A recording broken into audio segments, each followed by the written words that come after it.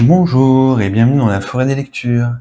Alors aujourd'hui, je vais vous parler de L'école des dragons sur la montagne par Ryoko Kui.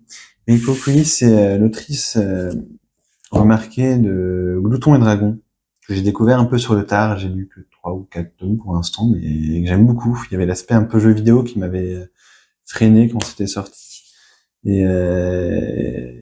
En fait, j'aime beaucoup, que ce soit le dessin, qui m'attire pas forcément a priori, mais que je trouve au final très réussi, hyper expressif et prenant.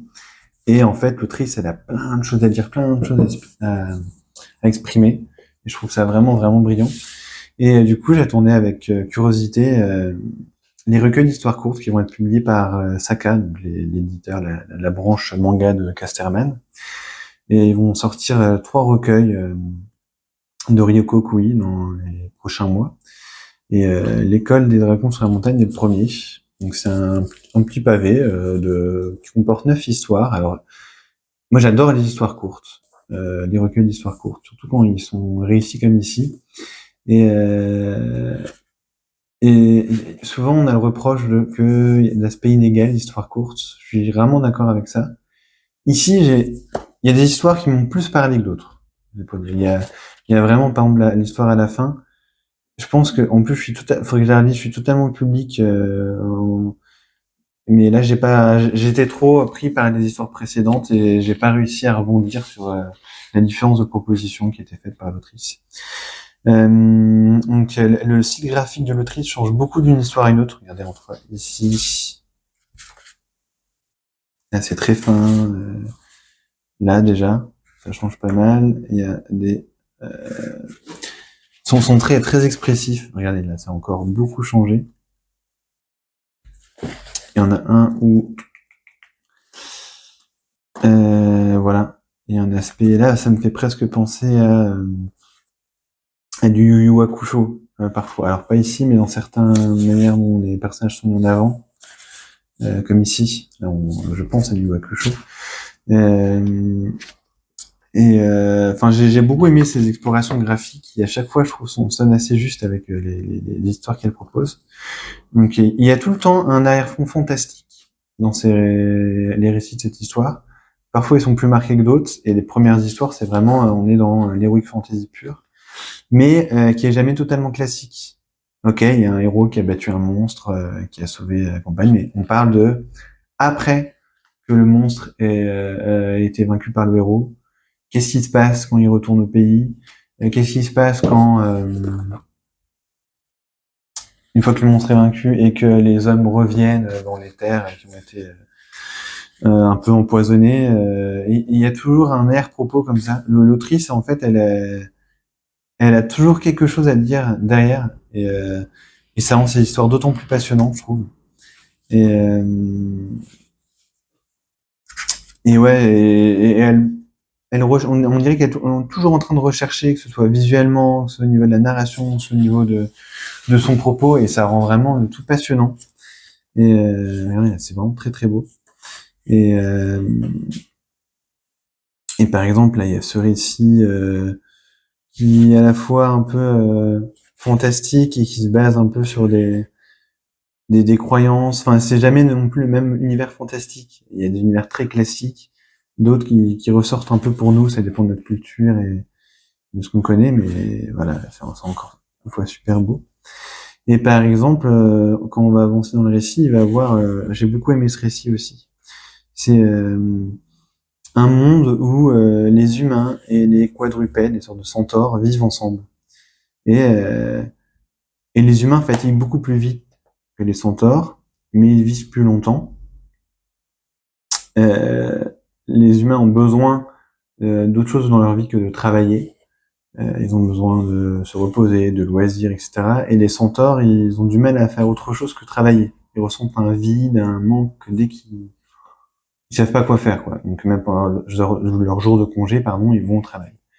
Et alors ça amène des situations cocasses. On suit à la fois ces deux personnages-là, cette humaine qui travaille et ce centaure, enfin, c'est des collègues du bureau et un couple en même temps.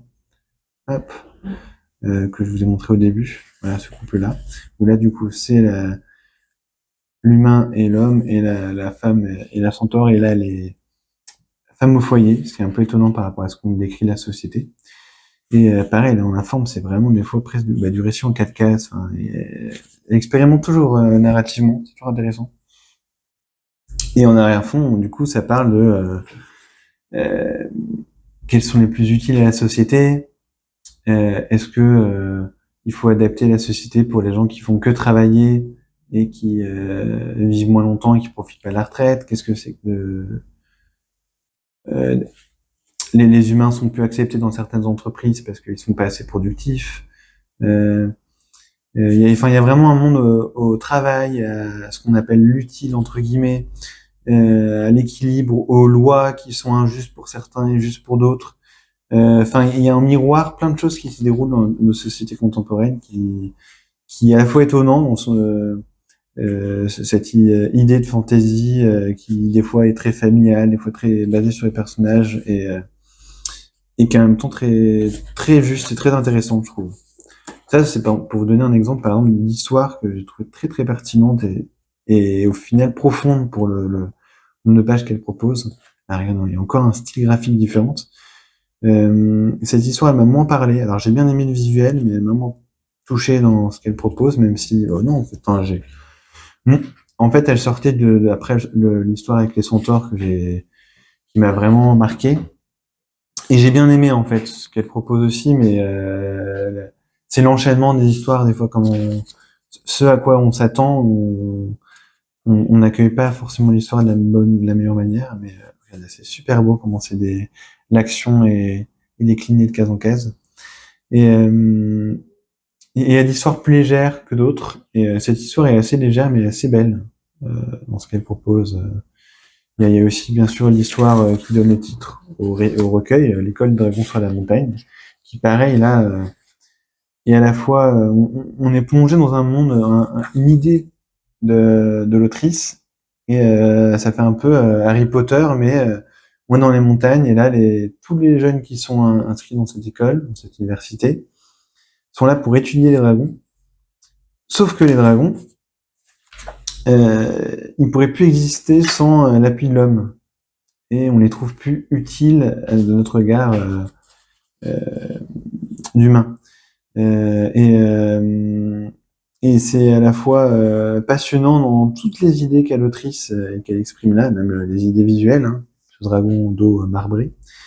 Et en même temps, c'est intéressant parce que ça parle de est-ce qu'il faut continuer à s'occuper, à rechercher, à protéger des choses qui sont pas utiles à nous, alors qu'en fait c'est utile au monde.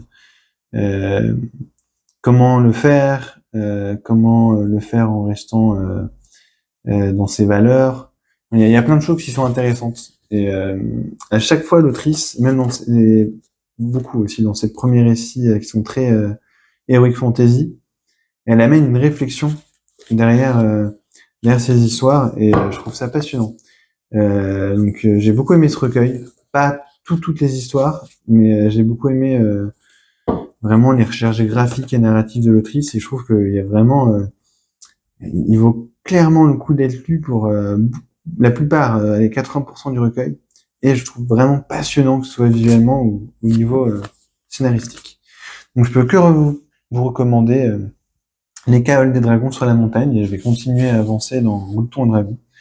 Mais n'hésitez pas à me dire si vous aimez Bouton et Dragon, si vous avez des recommandations ou si vous avez envie d'échanger. Je vous remercie et à bientôt sur la forêt des lectures. Au revoir.